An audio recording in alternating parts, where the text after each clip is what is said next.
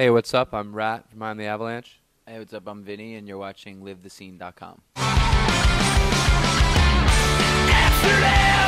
with the camera in my hand, in a parking cone in the other.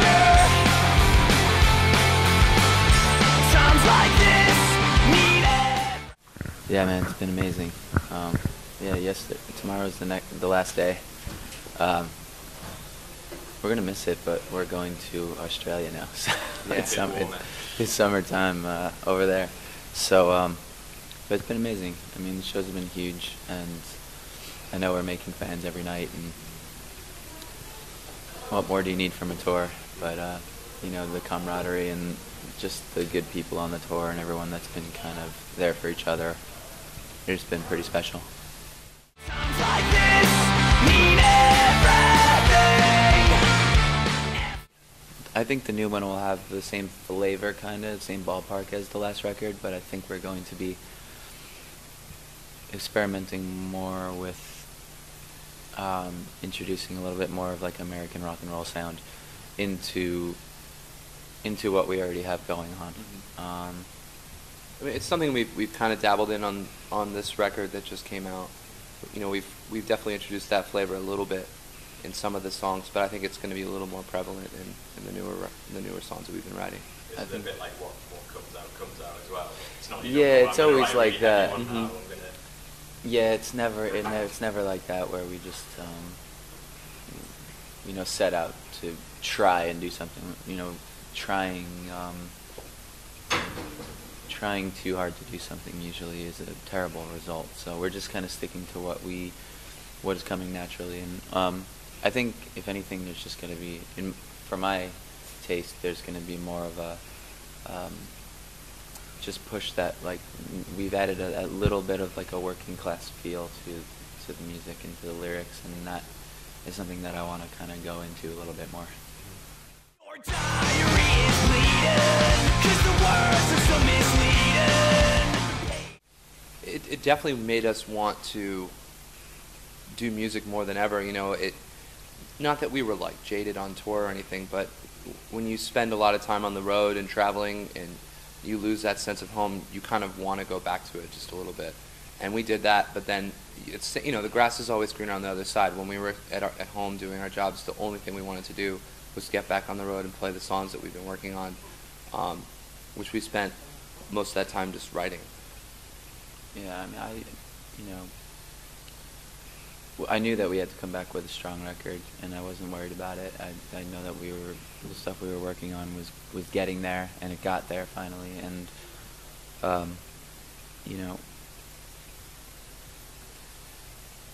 I don't know. I've worked jobs my whole life, and even when I would get home from tour, I would work jobs because I'm just like to keep busy. So working was actually like fine. We've always been a band where we would have to work when we get home anyway. We're the kind of people that want to keep busy and buy the things that we want to buy. Yeah, I've always had a job. We always, even when we get back from all this, even though we only have like a week off in between each tour now and things are very full-time, everyone's going to do whatever they do to make money just so that we can, bring it on tour and spend it. Yeah. All those tiny lies, you wrap up in a tornado of everything. No pressure. We wrote for like 4 years. Obviously not full time, but it was really easy, and it was really. The songs, like, because you get used to doing it, and you might think, oh, initially this is good, but. Oh yeah, we scrapped like, we probably threw out like 25 songs. Yeah, probably more than that. Not that we've ever really had any pressure with writing the songs. This next time we might have a little bit more because we're putting that on ourselves. But, it was nice not having anyone down our backs being like, well, you have to have your record out this time, do this. This is when you're doing this and this. Since we did the record completely ourselves, we recorded the record ourselves, it gave us that complete freedom to kind of do it however we wanted it to happen. And I think that came out in the record. I think our fans noticed that this is us, uncensored, no other input from people that aren't part of our family, at least. 5 years, only 5 things have changed. positive reviews. I really hate to. Management will send me like the good reviews, and probably won't send me the bad ones. But I think kind of across the board, I haven't seen much of a bad response. I mean, there's been mainly good stuff, and people saying the things that I actually want to hear. Like, I love reading a review, and just as the dude who wrote the words or wrote, a lot of the music and whatever it is, like, I could tell if they really listen to it. So it's really nice when someone like gives it a shot, because when we read exactly what we think about the record and someone's thinking that same thing, then they get it, But I try not to, it's difficult sometimes too, because I'll like go on Twitter to write stuff, and then boop, and then I'll be like, oh, someone mentioned me, and oh, look what they said about me, why am I on here reading this?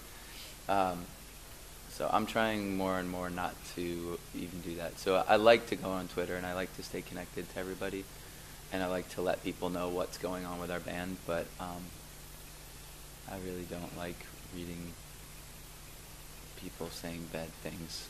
I'm really sensitive to that still. I don't know why I care, but I just don't. It puts me in a foul mood. How can I ever look you in the eye? Yeah, in the winter. So hopefully, next year, spring, summer, Maybe a late spring Will release. it be on the same label, do you think? Yes. But I can't accept the stranger in you. We're hoping to. We're waiting to be confirmed on them, but we're completely open to coming back here in the summer and doing the festivals. We've left a space in our calendar for that, so hopefully that works out. I care too much, too late. No, it wasn't, because we knew Bayside was doing it. We had not We a sneak knew- peek, but we knew that a couple of our friends were doing it. So we had Yeah. talked to them, and we kind of just came to that conclusion that Warped Tour is the lineup that they have this year is. And it's is like Make great Do for and us. Mend and Polar Bear Club and Title Fight and stuff, right? Bayside. And just there, it's like, okay, well, I could see that this is going to go in that direction more than, if the first people announced for, Jeffree Star and Blood on the Dance Floor and shit like that, then I would have been like, let's find another tour.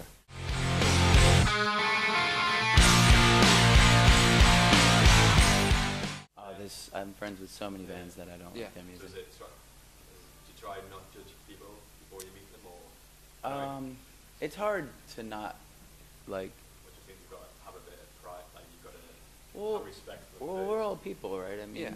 there's no, we're nice to everybody. They might not like us either, but no, you can't like all your friends' bands, but it's nice to have peers that you respect musically, So I tend to get closer with musicians that I respect as far as their music goes, because there's more to talk about, and there's more to learn from, and like that's something that is important to me, is like my group of peers and my kind of the people that I play songs for and collaborate with and stuff are like the people that I obviously like love their music, Yeah, you might stereotype like us. I'm not gonna name any bands, but you may stereotype a certain band that is in a certain scene, and you may think they're like this. But I would never talk bad about them because I don't know them personally. And then usually, almost every time, we end up meeting bands where I know I don't like their music, but they end up being like the nicest guys in the world. So it's not good to be negative about that kind of stuff and go out in the press and say, oh, well, this band sucks and these guys suck. They're probably nice guys at heart, There's nothing worse than that, going in the press and talking badly about any other musician's music and stuff. It's easy to be like, oh, Nickelback sucks, you know what I mean? Because it doesn't matter, because it's not going to affect that person in either way. But I would hate to talk badly about a band that, which I probably have. Like when I was younger, I had a big mouth. But I would hate to think that I would say something right now and it would get back to that person, and maybe he respects me musically and likes what I do, and then it would just kind of like ruin his day, and I wouldn't want that to happen. Yeah. But this dude with like, there was a band, I don't remember what they're called. If I did, I wouldn't say it. Yeah. But they had just completely like white face paint and like crazy makeup and like hair out to here, and they were like hanging out backstage at this festival that we played, and the whole time I was just like, these guys have, like, we're at catering and stuff, like making turkey sandwiches, and these guys are just like hanging out as if they don't look like a fucking circus attraction. Yeah. So that the whole time I'm like, inside I'm just like, come on, dude, like, we're stereotyping their scene, you know. It's like we were all kind of like, we think it's funny. In my brain, I was just like hating him, or not hating him as a person, but just like I was embarrassed for him, and I felt weird and stuff, and because then there was just a bunch of bros with like shorts and tank tops on, like hanging out, like drinking beer, being normal, and not being like made up like fucking Natalie Portman in Star Wars. And the dude comes up to me, and like I pictured his voice being something crazy, but he just had like this normal dude's voice. What's up, man? Huge fan, blah blah blah. And I'm just like, oh, I feel really bad right now. I'm glad I didn't, I'm glad I kept all those feelings to myself. Yeah, I really hope that one of the guys from ICP comes to me and says that one day. Does ICP fall under that? I guess they were covered in like music. Yeah, no, that's totally not the band he was talking about. Oh no, definitely not ICP. I would have been like, yo. Yeah, I kind of have this like golden rule that if I'm actually going to dislike something, I think I need to know more about that than the things that I like. You know, to actually really not like something, you need to know everything about it, so you actually can prove to yourself that you're disliking something, not just by its facade. See, I disagree with that. It would take way too long to look into all the things that I dislike. I'm just gonna like stay the course.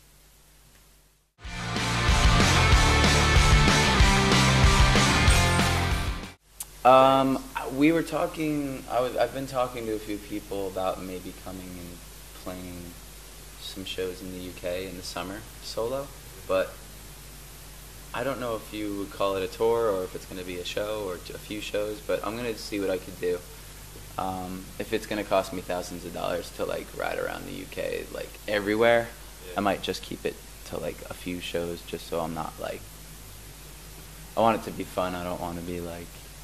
I don't even know how I'm going to get around. Like I might ride a train or something, So we'll see. But I'm trying to come over in the summer with some solo shows.